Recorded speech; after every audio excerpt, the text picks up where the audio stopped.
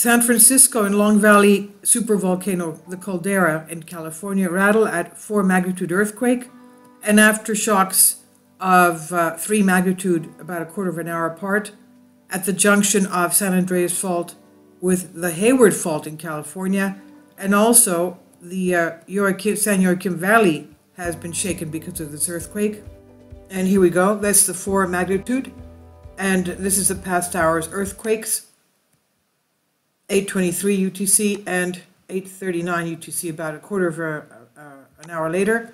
This is, as we know, the area of the San Andreas Fault. Okay, this is the Bay Area right here. San Andreas Fault. Oh, it's going slow. Sorry about that.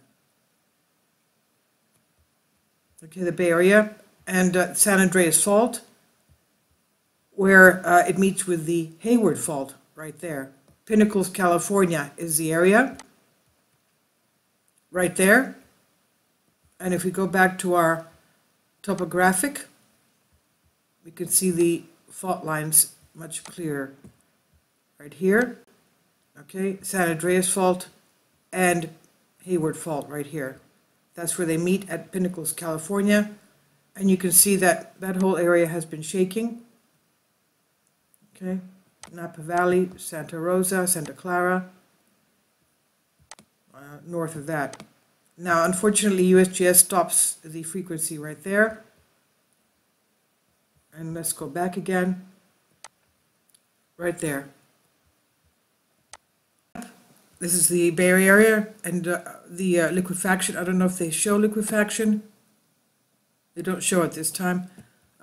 Basically, that's where a lot of the construction and residents of the Bay Area are. That's very soft sediment and liquefaction occurs there. This is the Mono Lake area of the Long Valley Caldera. As you can see, that has shaken as well. Unfortunately, USGS stops the square here, but we can see that that's shaken as well. This is the supervolcano of California, Long Valley Caldera. And this is the area of Pinnacles, California, where we had the epicenter of the quake, San Andreas Fault, and the Hayward Fault right there.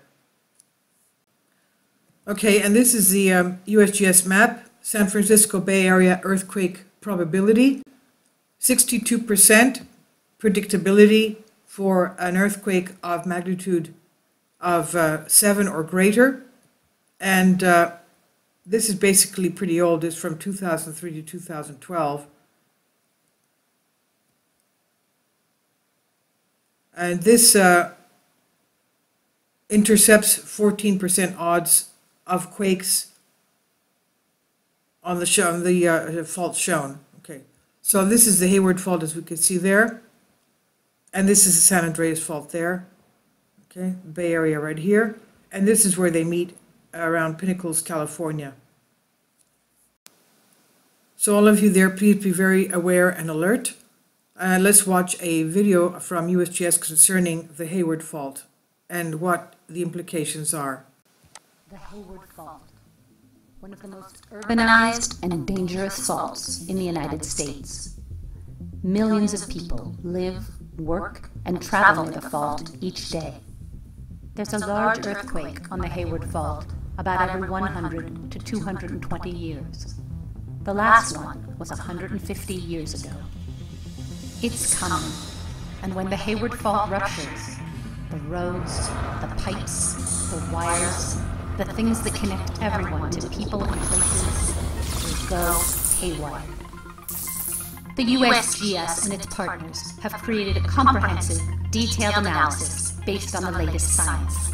A scenario depicting what might happen in a magnitude 7.0 earthquake on the Hayward Fault before it happens.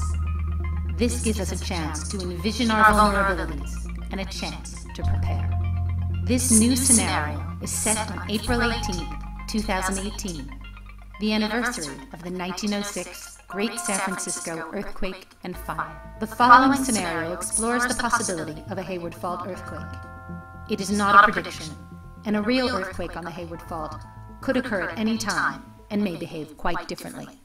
April 18, 2018, 4:18 p.m. The earthquake begins. With an epicenter at Oakland, the rupture races 52 miles along the fault towards Fremont and Richmond at speeds of 7,000 miles per hour. In Berkeley and Hayward, the ground shifts 3 to 5 feet, ripping through buried pipes and wires.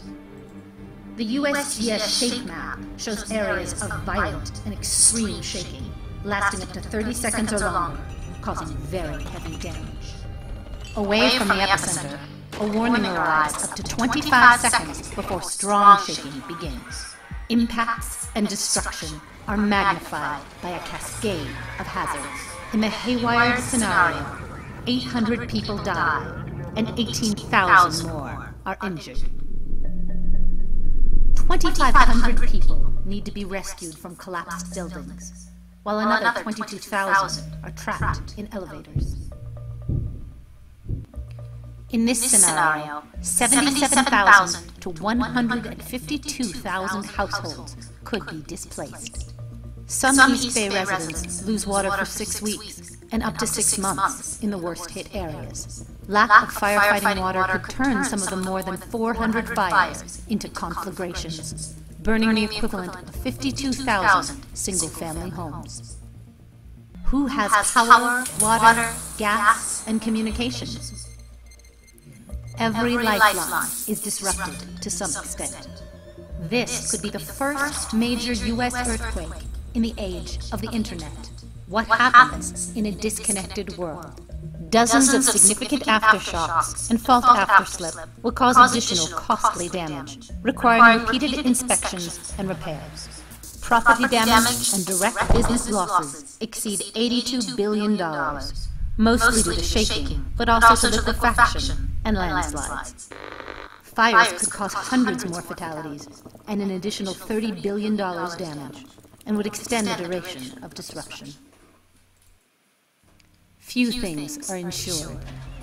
How many people will move away? What will such a disaster mean to you, your family, and your community? Acting now can save lives and jobs, businesses, neighborhoods, and homes.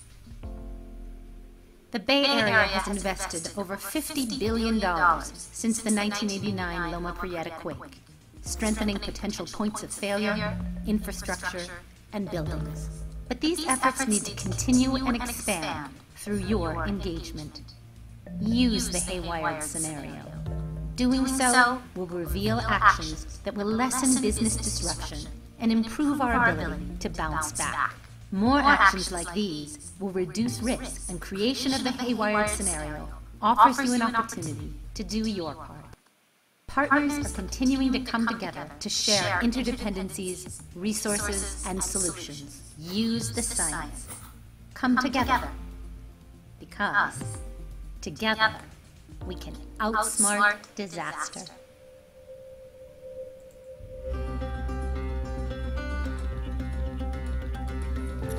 Okay, this was a video by USGS.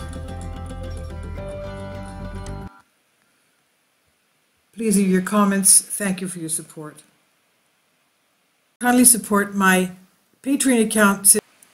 The daily posts are 5 videos daily, and they are totally different from what I have on my YouTube channel. Thank you so much for your support, and that you find all my content so interesting. You'll find the Patreon account details in the description box below.